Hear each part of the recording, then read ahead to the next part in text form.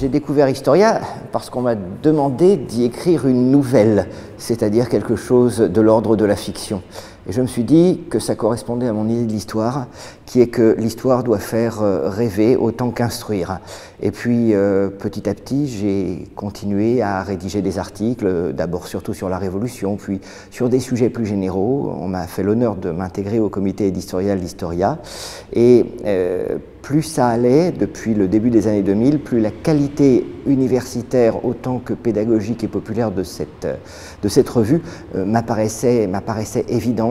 J'ai donc travaillé au comité éditorial depuis maintenant une dizaine d'années et je vois quel étonnant travail est réalisé sur chaque numéro, quel soin est apporté au choix des auteurs, et de plus en plus je suis convaincu que c'est une revue qui est à l'honneur de l'histoire de France, de l'histoire française, parce que c'est une revue qui sait parler autant au grand public qu'aux universitaires et qui s'adresse aux uns et de plus en plus aux autres. Je parle des universitaires. Je les invite donc tous à venir avec nous célébrer les 110 ans d'Historia, à qui je souhaite le meilleur anniversaire, et je propose que nous nous retrouvions à la même heure dans 110 ans.